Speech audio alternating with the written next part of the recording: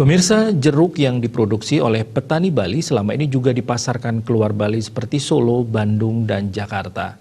Hanya saja di tengah pandemi COVID-19, pengiriman jeruk mengalami penurunan mencapai 30%.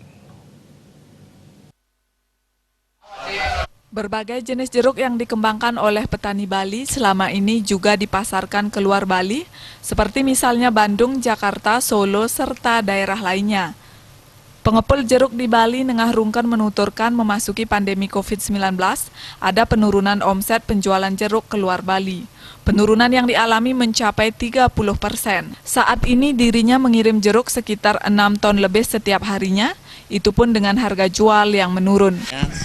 Jakarta sama Solo, Bandung. Jenis jeruk yang paling laku apa? Jeruk siam yang paling laku.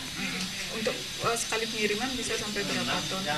6 ton 700. Itu tiap berapa hari? Satu hari sekali. Berarti tiap hari? Tiap hari ngirim. Terhadap pemasaran? Sangat berpengaruh. Ada penurunan omset tuh udah banyak berpengaruh. Berapa persen kira-kira menurun Di omsetnya? sekitar 30%-an dah. Kalau dulu mungkin tagihannya lebih banyak atau harganya lebih mahal? Harganya lebih mahal. Kalau dulu harganya lebih mahal. Sekarang berapa?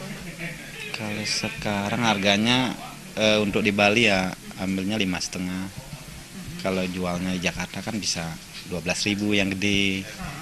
Yang kecilnya ada 5.000, ada 10.000, ada 7.000. Bergantung ukurannya. Tergantung ukurannya. Kan udah ada, mereknya udah ada. Untuk diketahui jenis jeruk yang paling diminati yakni Siam Madu. Desa Aryani dan Agung